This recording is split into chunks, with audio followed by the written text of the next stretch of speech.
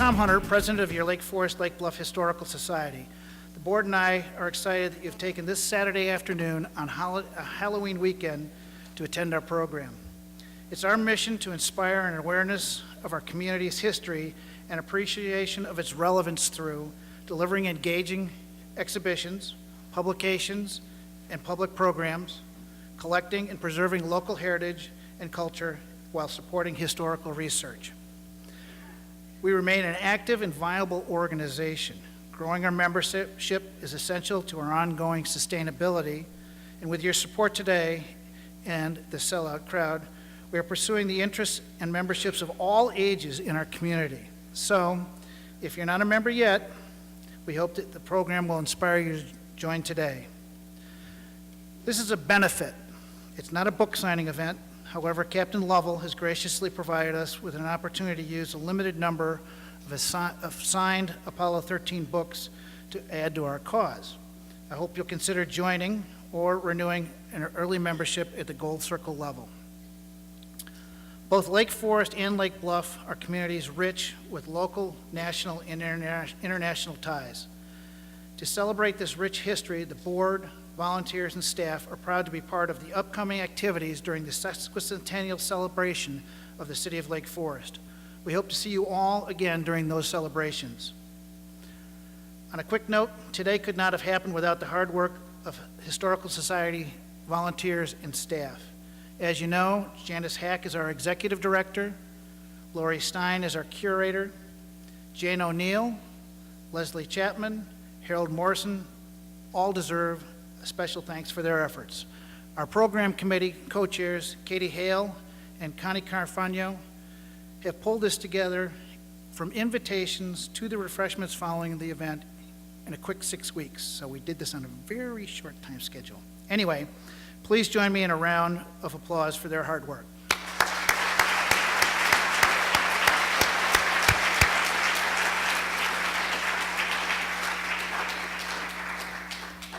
Before my fellow board member, John Ormsby, who will be introducing our two local legend guests, comes to the podium, we'd like to introduce our guest, Captain Lovell, with a short clip that Bill Kurtis has put together and narrated. I remember when I was riveted to the TV in 1970. 5, 4, 3, 2, 1, 0. We have commit and we have liftoff at 2:13. The Apollo 13 mission was to be America's third attempt to put men on the moon. And all was going well until the astronauts attempted a routine stir of the spacecraft oxygen tanks. Dane, we've got one more item for you when you get a chance. We'd like it to stir up your cryo tanks. 55 hours, 54 minutes, and 53 seconds into its flight. Nothing about Apollo 13 could ever be called routine again.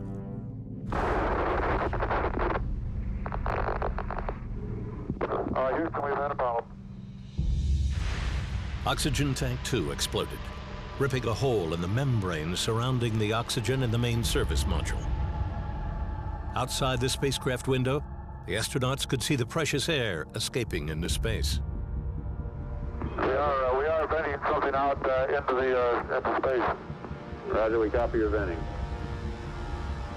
Without oxygen and quickly losing electrical power, the three astronauts retreated into the tiny lunar landing module, while NASA engineers in Houston tried to understand the problem. The black team of flight controllers is now on station in Mission Control Center looking at possible alternate missions. The decision is made to bring the crew home as fast as possible, using the moon's gravity to slingshot the spacecraft back towards Earth. For the next 86 hours, the crew would be in a race against time to get home before the oxygen ran out. Controllers on the ground didn't know exactly what had happened, but they knew the command and service modules were dead. To shave 10 hours off the return flight, the crew needed to make another course correction using the lunar lander engines. On top of all the other problems, the crew then discovered that air purifying filters in the lunar lander were not sufficient to absorb all the carbon dioxide they were producing. There were plenty of filters in the main command module, But they were square filters that would have to be refitted for round holes. After hours of experimentation on the ground, Houston talked the astronauts through the process of re-rigging the air purifier with modified filters and duct tape. Okay, sometime when you get two guys available there and you could construct one of these lithium hydroxide rigs, I'd like to have you get the materials together and we'll go through the steps together. 5 hours out from Earth, the Apollo 13 astronauts would have to make one final critical adjustment. With only enough power for one final thrust, they would have to correct the angle of entry into the Earth's atmosphere to hit a target only 2.5 degrees wide. Too sharp, and the spacecraft would incinerate. Too broad, and it would ricochet off into space. The crew ultimately had to jettison the service module. For the first time, they could see how close the mission had really come to disaster. And there's one whole side of that spacecraft missing. Is that right? Right by the high gate antenna, the whole panel is blown out, almost from the base to the engine. The lunar lander Aquarius, their lifeboat for the last 3 days, was the next to go. Apollo 13, the age of Aquarius ended at 141 hours, 30 minutes. The re-entry took the astronauts through a heat barrier so intense, radio communications with Earth were impossible. Standing by for any reports. Odyssey, Houston, standing by, over. Never in the history of space travel did seconds pass so slowly.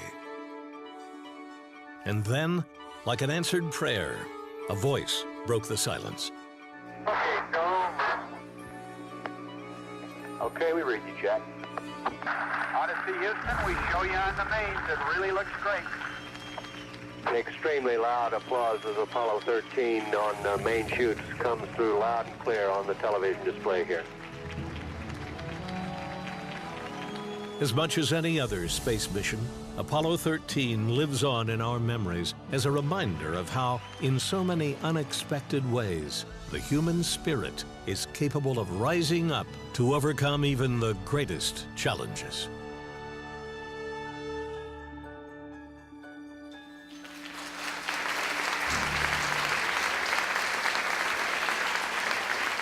As a journalist, Bill has few peers. His television career as a reporter and anchorman has been mostly on WBBM TV, Channel 2, and CBS. It has resulted in over 20 Emmys and enshrinement in the broadcast halls, plural, of fame both in Illinois and Kansas. During his career in journalism, Bill has reported on some of the biggest news of the last 5 decades and interviewed some of the most important personalities. He's covered everything from Richard Speck murders and Charlie Manson's trial, to prize-winning accounts of the use of Agent Orange in Vietnam, the plight of American children in Southeast Asia, and to American politics at its highest levels and the emergence of technology. Name a topic, it's likely he's reported on it.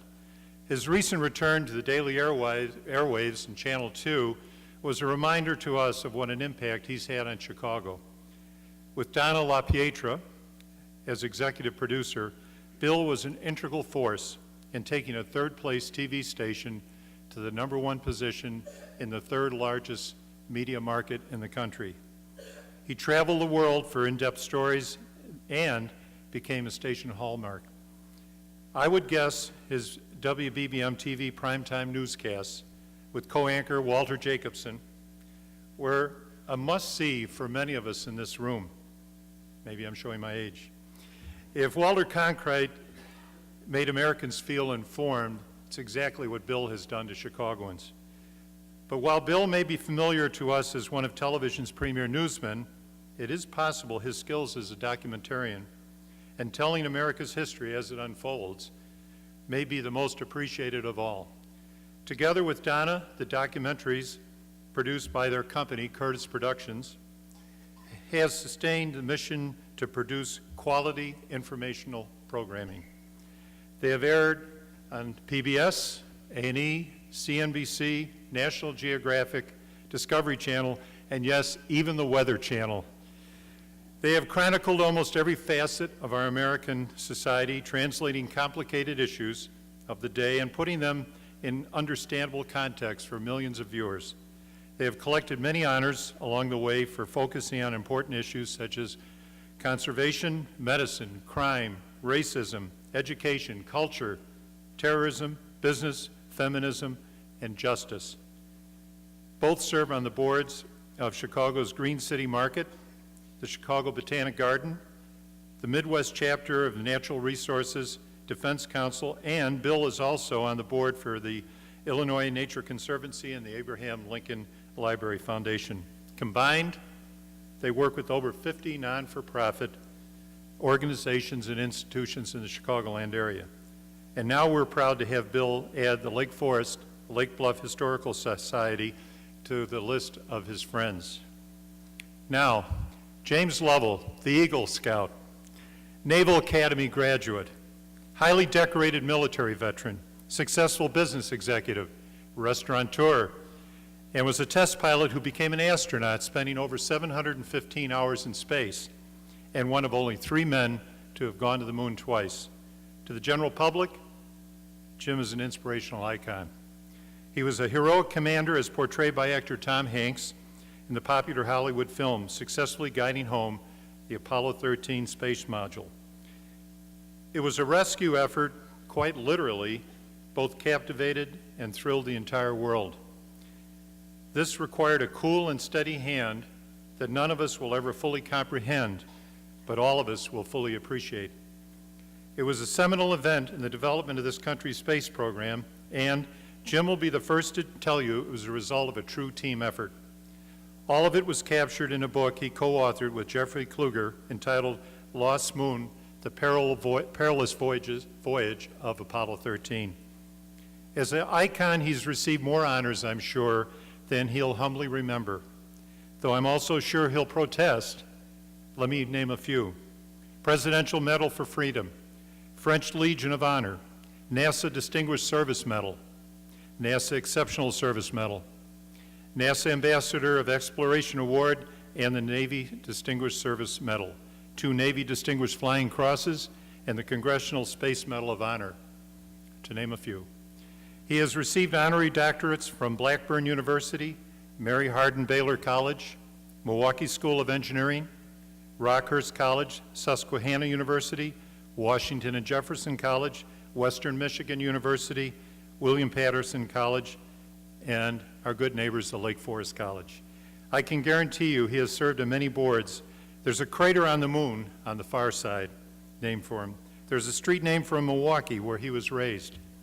In Chicago, the Adler Planetarium, where he is a trustee, has a Shoot the Moon exhibit based on his life and the Gemini and Apollo programs. Closer to home, up in North Chicago, some of us were proud to be on hand last month when his name became entered on another page of history, when the ribbon was cut on the nation's first fully integrated healthcare center, a joint effort between the Department of Defense and the Department of Veterans Affairs. This is now called the James A. Lovell Federal Healthcare Center. It features a bust of Jim that will remain on permanent display in the atrium of the ambulatory care unit. There's no question Jim meets every requirement of a public icon. But to those of us in Lake Forest and Lake Bluff, he's more than that. He's a good neighbor, lending his support to many causes, and with his lovely wife, Marilyn, an exceptional parent. His presence here today certainly is evidence of that, and for that we thank him. To the Lake Forest, Lake Bluff Historical Society, there could be no better example of both a local legend and a history maker. So please join me in welcoming Bill Kurtis and Captain James Lovell.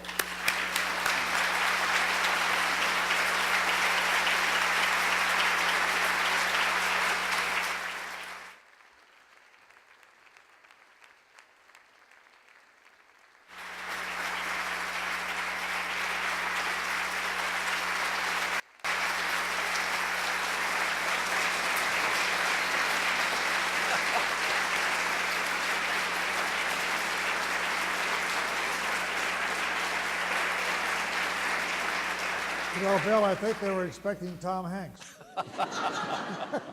It's good to start with a standing ovation, though. Those in the back.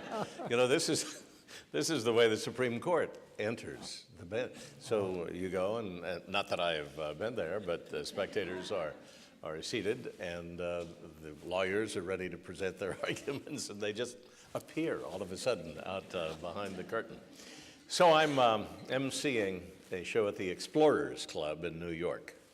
And they're giving out some awards, and I get there a little early, and I'm looking around, and they're by the Penguin and the Dalai Lama presentation in the trophy room atop, and a giant penis of a whale.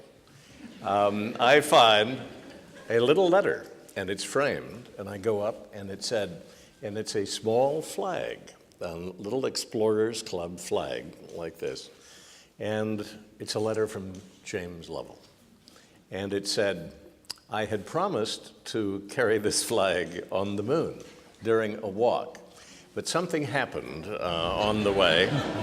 But nevertheless, I'm going to send it to you. And I said, it probably is far more valuable. And little do they know that NASA called it NASA's finest hour. And of course, that's why we are here. But I'd like to start a little earlier in kind of your formative years. You went to school, grew up in Milwaukee.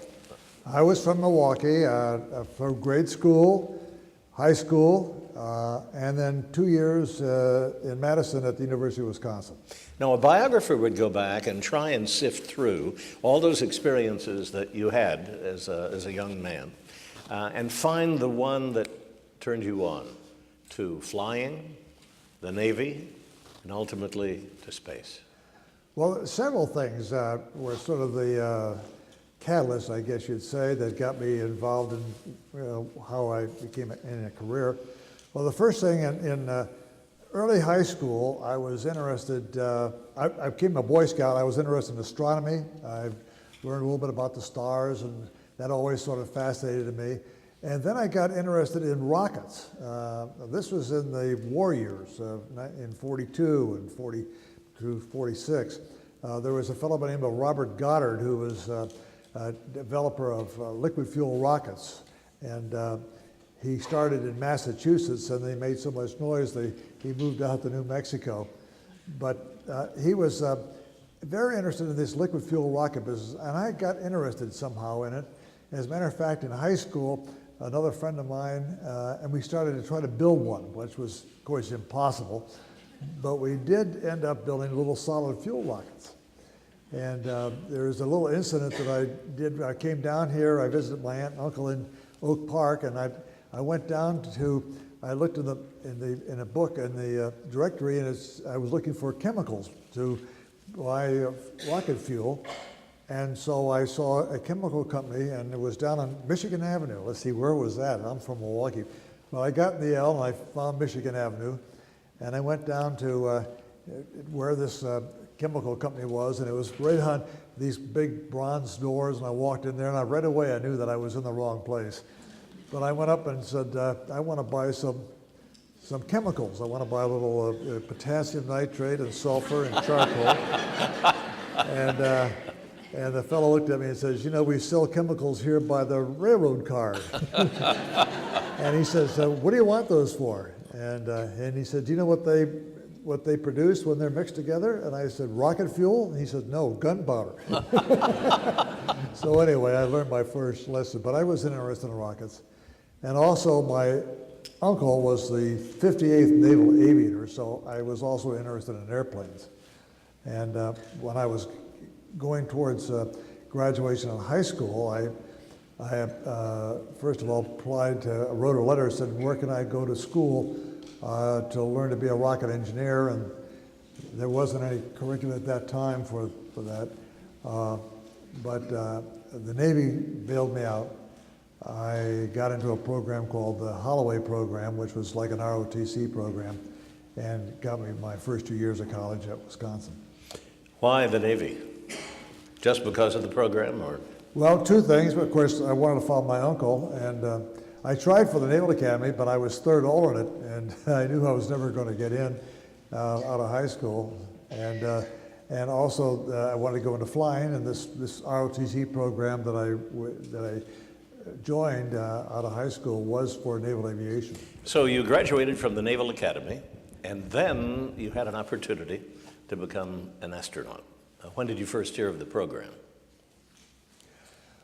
Well, I first heard the program when I was just finishing test pilot school.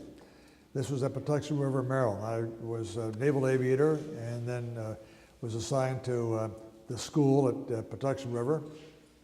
I had just finished the school and was starting to do some work on an airplane called the Phantom, the F-4, when the old NACA was changed into NASA, and NASA became an organization to explore space.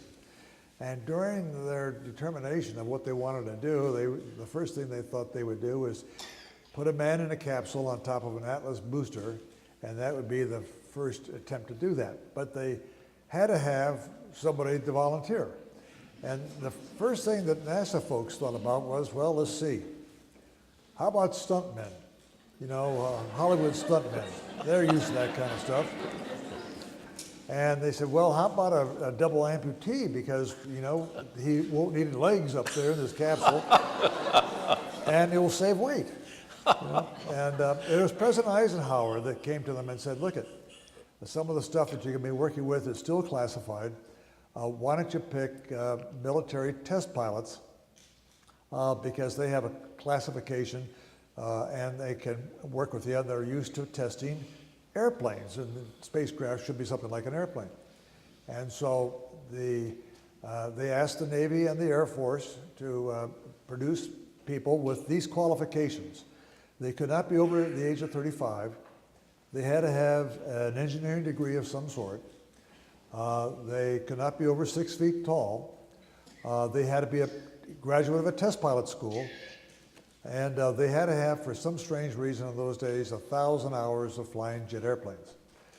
Well, of all the military pilots in the Air Force and the Navy, the computers came up with 110 names. I was one of them. And in the first group of 40, we went to Washington to hear this idea of putting some guy in a capsule on top of an Atlas booster and putting him into space.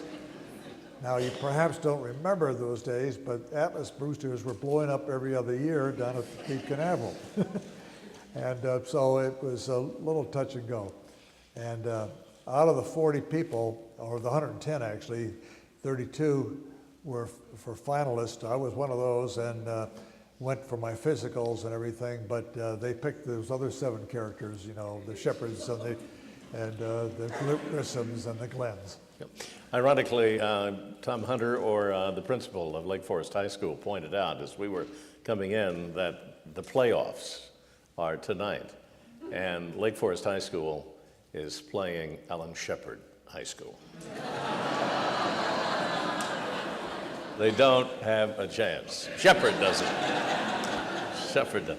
Well, we read The Right Stuff, and Tom Wolfe, of course, and described, it must have been this really unique fraternity. The wives were close, we are led to believe, and the men were competing because you wanted to get up in space.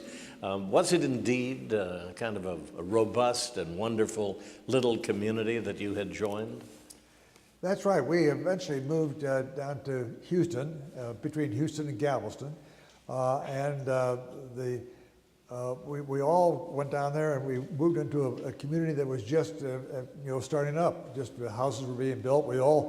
There was nothing for rent, so we all decided to build a house, and we all did. And the kids all played together, and it was sort of a close-knit community, not just astronauts, but all the NASA people that worked there, the flight controllers and the engineers and things like that.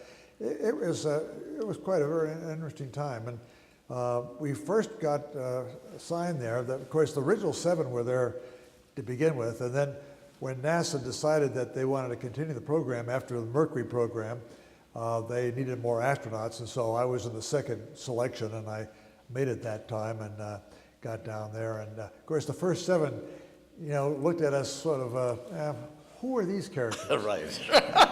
and why are they taking all this stuff? Because by that time, the original 7 were icons. They they were doing everything and going every place and all that kind of stuff. But we eventually got in there too. And I first started working on Gemini, and you know, as our training actually was kind of interesting. And not only did we learn by training what the spacecraft was going to be like and what orbital mechanics and everything, but we'd go to the factories and we sit down there and talk to the factory people or get in the machine as it was being built and testing various things out there and looking at the human engineering to see whether, you know, if you're inside this thing, the switches were in the right place and the levers were good and you could reach to everything. So it was a combination of training and learning while doing along with the manufacturer. Well, then the Apollo program came along. Could you take us from the first learning that you were going to be headed for the moon with your compadres there and launch? Well, the Apollo program is kind of interesting. I ended up with 2 Gemini flights, Gemini 7 and Gemini 12, which were quite interesting. And then I was originally scheduled to be on the Apollo 11 flight. And so the Apollo 11 people were going to be the backup people for Apollo 8. And so we started training for Apollo 11. My job was as a command module pilot for 11. I went to MIT and we're doing the navigation, and again, learning the navigation at the same time and seeing if everything was okay. Something happened though. Mike Collins had an old airplane accident. He had bailed out long before he got on the space program, but he, in one of his airplane accidents, and he had damaged his shoulder, but he thought everything was okay, but it started to pinch his nerve, and he started to get numb in his shoulder and his neck, and finally it came to pass that he couldn't be on Apollo 8. I was his backup, and so about in July or something like that, I suddenly became on Apollo 8 and worked on that flight. First time, of course, to the moon. Took off on December 21st, 1968. We were the pathfinders, checking the navigation, the communication all the way out there. And this is the first time that people left the confines of the Earth and captured by the moon. One of our major objectives was to orbit the moon and look for suitable landing spots, the flat areas, we call it the mare or the sea, so that the people who would attempt the first landing would have the greatest chance of survival. First of all, it was not supposed to be a flight to the moon. It was supposed to be a flight around the Earth, going up as high as 4,000 miles with all the spacecraft, the lunar module attached to the command service module, to check out everything before we commit those 2 vehicles to the moon. A couple things happened in the summer of 1968 that changed the mission completely. The first thing was the fact that we had intelligence information that the Russians were going to put a man around the moon in the late fall of 1968. And we know now, because of the, you know, the opening up of secrecy and security in Russia, that this was actually true. In fact, a fellow by the name of Leonov was going to be the fellow, and they go up there. We heard something else too. From an aircraft, the builder of the lunar module was not going to be ready for a flight in 1968. So that sort of changed our mission completely.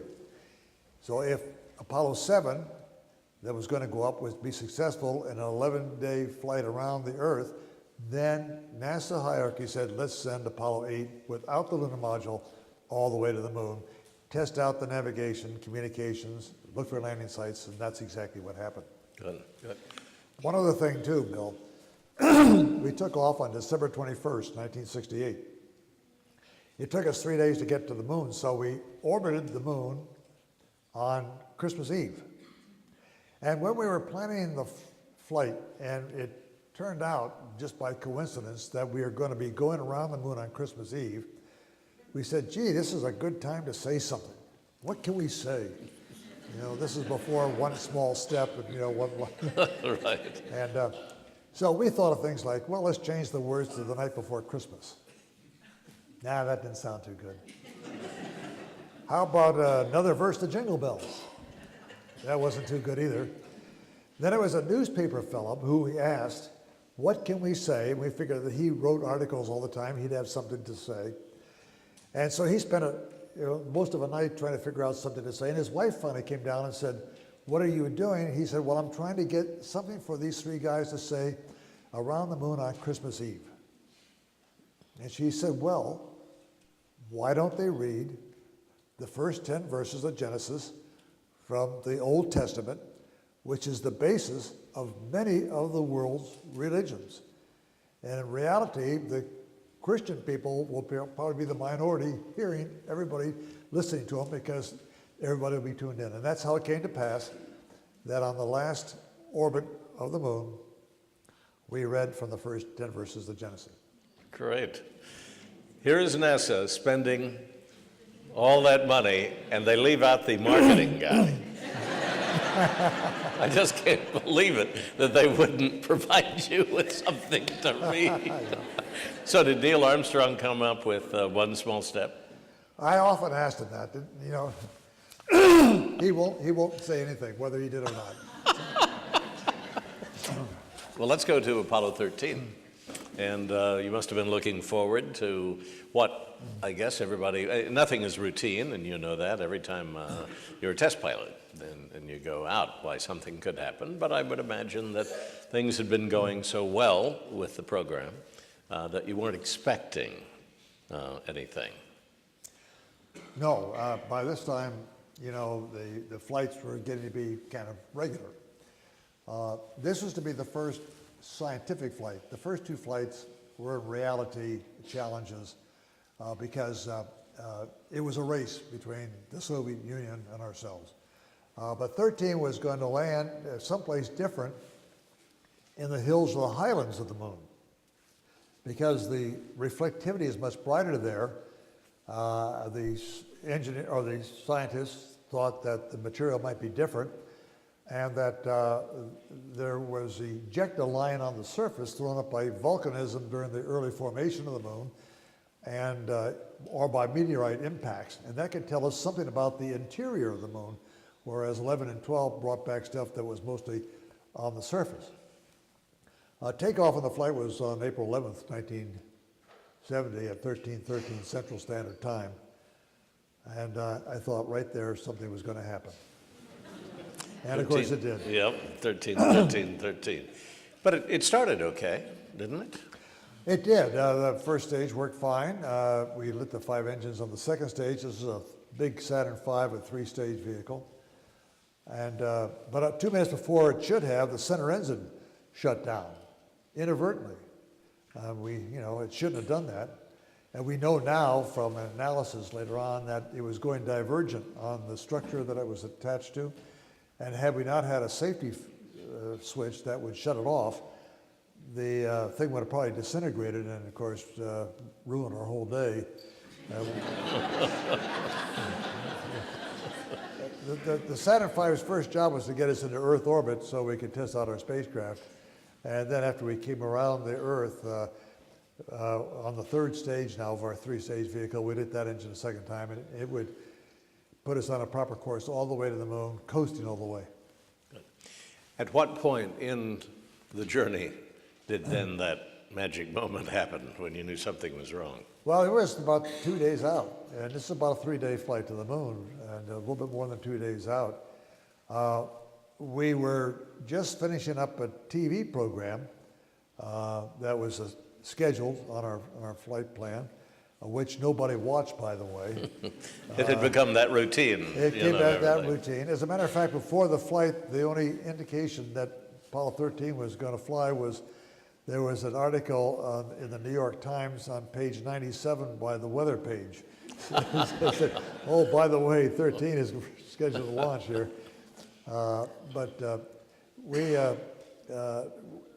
With that, though, we decided to finish the TV program and came back down into the mothership, and that's when the explosion occurred. Boom. Well, it was a hiss bang. And everything, it rocked. Lights came on, noise all over, the jets were firing. And of course I looked up at my companion, Fred Hayes, and he didn't know what was going on. I could tell from his expression. I looked over at my third companion, Jack Swikert, and he did not know what was going on. As a matter of fact, he was saying to himself, why am I here? Because he wasn't supposed to be there. God.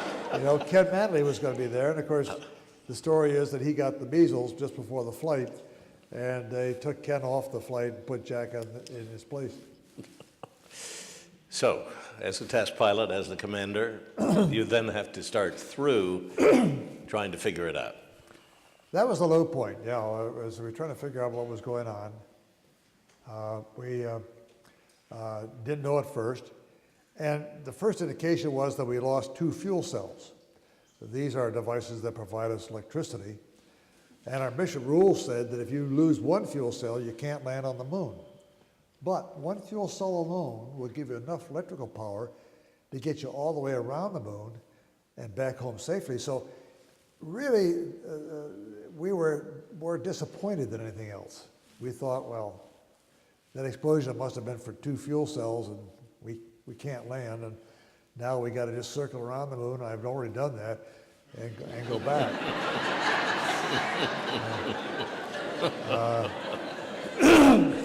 It wasn't, though, until I looked out the window and saw the oxygen escaping from the spacecraft that it dawned on me that we were in more serious trouble than we first thought. And when we looked at the quantity gauges of our oxygen tanks, one was empty and one was slowly going down. And it took us only about 15 minutes for us to transfer from the command module, which was our mothership, into the powered down lunar module and trying to use it as a lifeboat before the command module died completely, because when all the oxygen was gone, that's how we produced electricity, and when that was gone, we couldn't use the propulsion system. One of the critical parts was transferring the guidance from the mothership, the command module, to the lunar module, because the orientation was not the same. The X-Y axes were different. And so Jack Swikert had to read off the angles, the 3 angles in the guidance system, and I had in my little booklet how to put the angles in and the correction factors for the lunar module, which we had to power up. And of course, during that, I came through there and I called up the people at the control center down in Houston. I said, would you check my arithmetic? I want to make sure that this is correct, because if we didn't have the correct information in the guidance system, the lunar module, we wouldn't know our position with respect to the celestial sphere, and that's what we needed for navigation. Well, did you call Houston and say, Houston, we have a problem? Bill, I'll tell you the true story of that whole thing, because that comes up all the time. The explosion occurs. I'm coming down into the command module. Jack is already there. Fred Hayes is already in the lunar module. He's still there. And it's Jack Swikert that said, hey, Houston, we have a problem here. Now, down in Houston, they were just shifting people, and the capsule communicator was just getting in his seat, and he was putting on his headset, and he said, say again, please. And then I said, Houston, we have a problem here. We have a main beam bus undervolt. And that's the way it went. Take it on a life of its own. Now it stands for every problem you could possibly have. But I wish I had copyrighted that. But that's a big move, to move everything into essentially what was a life raft. And I'm sorry, did that decision come from you or from Houston? To go to the lunar module? Yes. Well, it was one, there was no alternative. But when we first told them the problem, they were trying to see how they could salvage this flight. We knew in the spacecraft that the significance of it. when they read the instruments on their consoles down there, and they get the information through telemetry coming down from the spacecraft, and they saw these strange readings, they thought this has got to be just a communication problem. There's probably a solar flare or something like that that is disrupting the telemetry coming down, giving us all these kind of strange readings. In the spacecraft, we knew what the situation was. And by the time Mission Control stated, say, we better get you in the lunar module to see if we can use it as a lifeboat to get home, Hayes and I had already got in through the tunnel and we're starting to figure out how to power this thing up so that we could get it up and going before our command module died and we get all the information over to the other vehicle. Yeah. Now, I know you were so busy working this out that you may not have appreciated the gravity of the situation, but was there any moment when you thought, oh my God, we're not going to get home? Actually, the low point was when I saw that oxygen going out and knowing that I needed it for a normal flight, and I wasn't too sure. The lunar module, was designed to land on the moon. It wasn't designed to 4 days to come on back to the Earth, but we never said anything. We never, said, hey, we're not going to make it, or we're in, really deep trouble or something like that. We were very optimistic. People often ask me, did you panic? Well, we could have bounced off the walls for 10 minutes and be right back where we started from.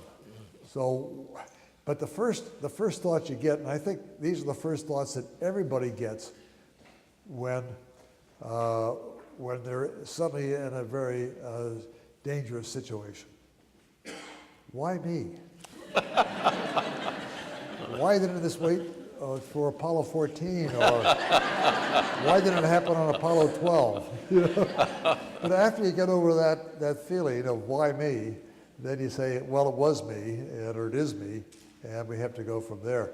And so that's how things progressed. How did Hayes and Swigert interact with you? I mean, did you discuss that possibility at the time, or were you just so busy working that? Well, Jack was very good at powering down the command module to get it all squared away. There's a misconception, I think, in the movie, and I think it was done as a little subplot by Ron Howard, the director, because as we were training for the Apollo 13 flight, the last couple of months, the primary crew sort of hogs the simulators and everything, and the backup crew steps aside, and they get the invitations to the parties for the people that are still down at the Cape, and the hotel rooms for all the guests that are coming in. And suddenly, Jack is put on board the spacecraft just 4 days before we're to take off. And so the movie sort of looks like, Jack has to earn his wings every day, and he's in there, and he hasn't trained. And actually, he was one of the people that wrote the malfunction procedures for the command module. So if I had to have a replacement for Ken Manley, Swigert was the guy to have. And Swigert was instrumental, of course, on the flight. He knew nothing about, or not much about, the lunar module. And once the command module was powered down, he was just the third man in the lunar module trying to figure out what was going on. But on the way home, though, when we had to repower up the command module and saving electrical power and everything, he was very instrumental in getting us home safely. Now, there's a period where communication was lost, and everybody was worried. Did you know the entire world was holding its breath? No, we didn't, and this might be very similar to those miners that were down in Chile, way down under the ground.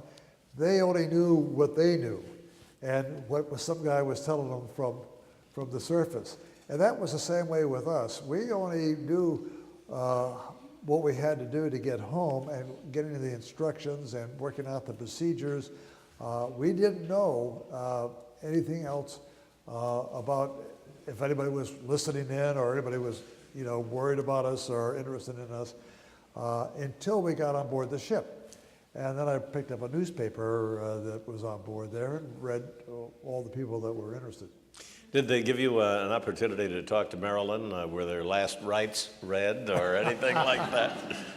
No, what she had in the bedroom a squawk box, which was a one-way type thing. She could listen to the mission control talking to the spacecraft and the spacecraft talking to mission control. She couldn't interfere. She didn't have a microphone to talk about it. So she would listen there, and every once in a while, we'd say something like, "Oh my gosh, what was that?" You know, and she'd get all upset when we were doing something that wasn't kind of trivial anyway.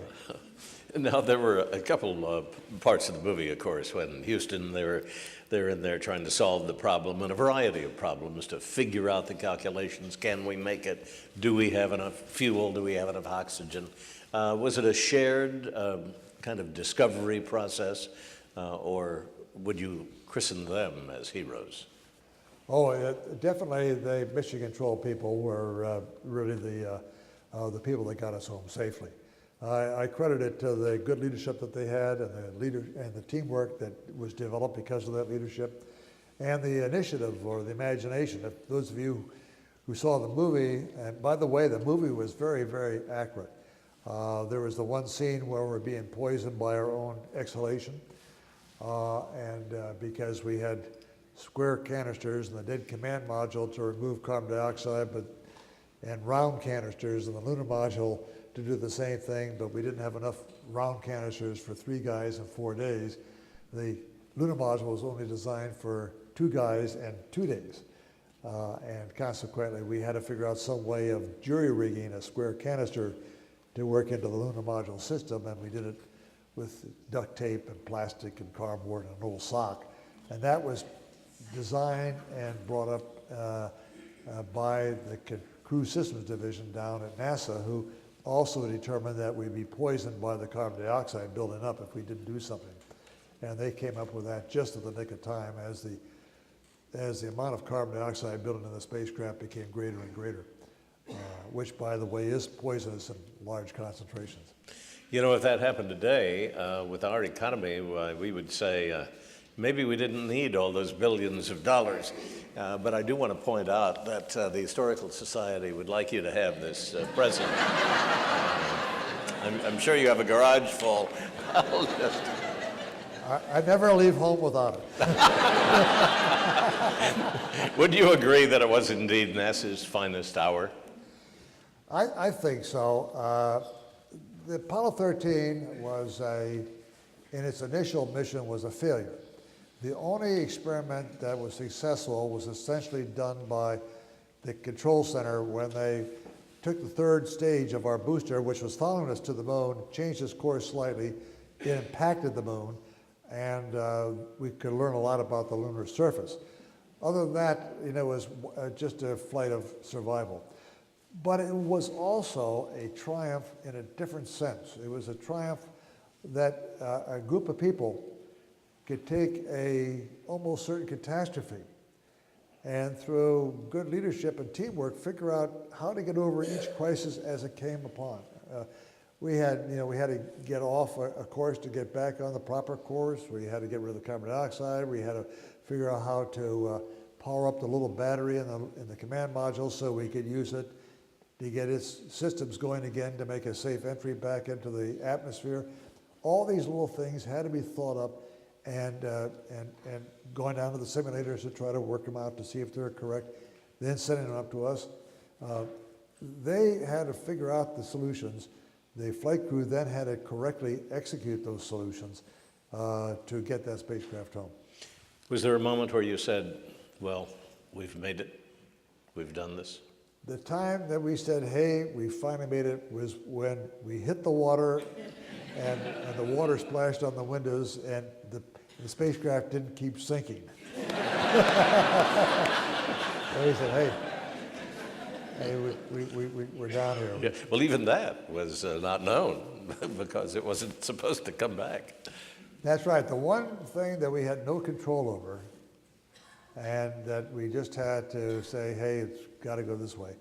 The explosion, when we when we jettisoned the service module, and that's where the tanks were located and where the explosion occurred, and it drifted on by, and we took pictures of it. We said, "Oh my gosh, look at the whole panel is missing from that spacecraft." We were wondering whether that explosion had cracked or damaged the heat shield just behind us in the command module. Because if it had done that, coming back in the atmosphere, and the temperature back there gets up to about 5,000 degrees Celsius, so it's really hot. The heat would have come right on through into the spacecraft, and of course cooked us all alive. But the heat shield stayed intact, but we didn't know that. So we had to just say to ourselves that we have no control over this one thing. It's either going to go or no go. And so, of course, that was also the reason why the ground was worried about us once we got into the atmosphere, and we have a blackout on the communications. And so they don't know whether the parachutes have come out or not right away. And we actually came in shallower than we should have normally, which meant a longer blackout period. And so that was that part of the movie that you saw when they should have heard from us, and they hadn't heard from us yet. And finally, the heat shield stayed intact, and we put out the parachutes, and everything was okay. It seems like that's when you should have been reading from the Bible, coming back. That's right. Yeah, that's right. No, I know something very close to your consciousness and heart right now is the current space program. And could you tell us about that, whether it's adequate, and what the future is? Yes. Well, what is the future of the space program? In President Bush's administration, the one thing he did, he told NASA, he said he put a vision for space exploration, which was essentially the new approach to follow on from the shuttle after it retires at the end of, quote, this year. This was several years ago, back in 2007, 2008. So NASA very diligently started working on a program called Constellation. Constellation was to provide a vehicle to get back up into the space station once the shuttle's retired, but also that vehicle, along with a large booster, would then be in a process to to check out the infrastructure and the architecture for going back to the moon and doing a really long search on the moon and learning more about the moon itself. And with that technology, we could still build up more infrastructure to figure out how to eventually go to Mars. Constellation was going to be a long period of time. It wouldn't be, confined to a period like Apollo was with President Kennedy. Unfortunately, the program got started, and the program was announced to the Congress, and Congress all approved it twice. In fact, it started out in 2005, then 2008, but they never funded it adequately to get it going on the proper course. Now, when the new administration came in, and President Obama was asked to provide a budget, he was sort of a little bit naive, I think, on what was going on. He actually provided more money, but he thought that the Constellation program would never get to where it was going to be. And so his advisors said, well, let's put the money into technology. We'll build a big booster, but let's look at space technology. And that's the way his initial budget was outlined. But the thing that was so bad about that was the fact that in any kind of a project, and of course NASA was organized and initiated to study space, so you have to have the mission first to figure out what you want to do, and then develop the technology to match the mission. You don't start with technology and then try to figure out what to do with it. And that was essentially the way that budget was headed for. Fortunately, the three of us, Neil Armstrong and Gene Cernan and myself, wrote an open letter to the president saying, we think, this idea is wrong. And the Congress took it up and eventually got together just several months ago, just before the end of their session. And the House and the Senate got together, modified the budget, and presented it back to the president, and the president signed it off. So it is a modified one compared to what the initial administration's budget was. Still, it was not the Constellation. I don't know what's going to happen in the future. We're going to fly 2 more shuttles, and there might be the 3rd one. We have one of those big tanks left for the Atlantis if they so desire. After that, we have no access to our own International Space Station. The only access we're going to have for our astronauts is the Russian Soyuz. They have very nicely told us that the price per astronaut per flight is $60 million. They learned entrepreneurship in a hurry. And also the Chinese. China is coming along. They are looking at doing their own work to get to be a premier country in space exploration. I think they're even looking at building their own space station. And I think they also want to go back to the moon. We might see China on the moon before anybody else. So in my mind, the future of our space activities is going to be somewhat restricted. And it's kind of a shame in that respect because I haven't met hardly anybody in their late 40s or early 50s who were, 10 and 12 years old when I was making those flights or the Gemini flights and said, listen, I was inspired, by what you guys were doing, and I decided to do this and do that and really help them along in their future, just to give them the incentive to make a career, not so much in space, but also maybe in medicine or law or business or something like that. But they were inspired what the space program had done. Because back in 1957, when Sputnik went up for the first time, and most of you probably don't remember that, but everybody in the United States said, you mean the Russians put up a satellite? What's wrong with our engineers? What's wrong with our technicians? What's wrong with our people? How come we can't do that? And we could, of course. We delayed it quite a bit to make it all civilian. But that was the incentive. That was the spur that really started thinking about getting better education in this country. Final question. What would you tell a young person who wants to be an astronaut today? Well, I'd say, of course, read all the literature you can about what we have done in the past and what we're looking at in the future. Get a good education. In my day, we were all essentially aviators, test pilots. That's not the case anymore. The shuttle, out of 7 people going up, 5 of them are mission control people or payload specialists or something like that, or mission specialists or payload specialists. Only 2 people actually control the vehicle itself. And also keep abreast of the latest doings of NASA, and keep your fingers crossed that we have a very viable program. Don't hesitate to apply when the time comes. Nothing ventured, nothing gained. And hopefully that we'll have a program that will continue on and be a big asset to this country. I'm sorry, I forgot to ask, why Lake Forest? Why did you come here? Oh, that's kind of interesting. I had another career after space. I was in the telecommunications business in Houston, Texas.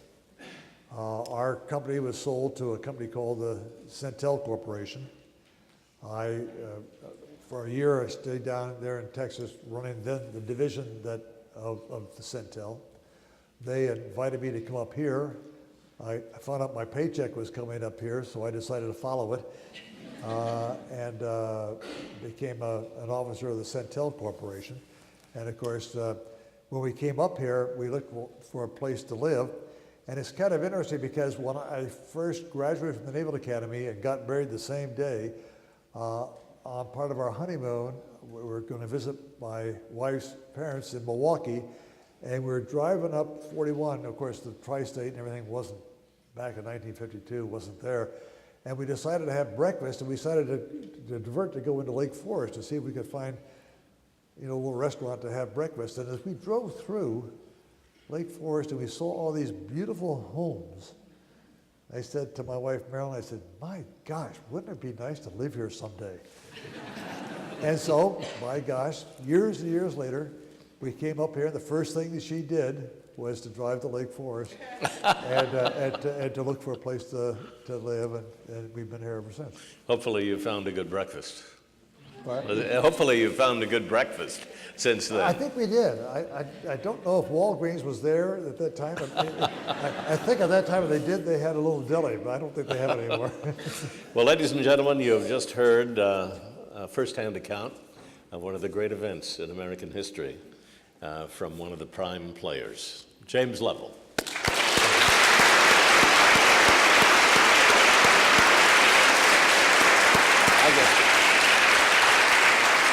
It's good to be with you.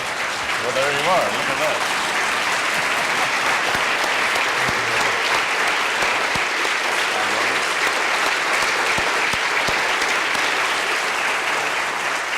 There we go.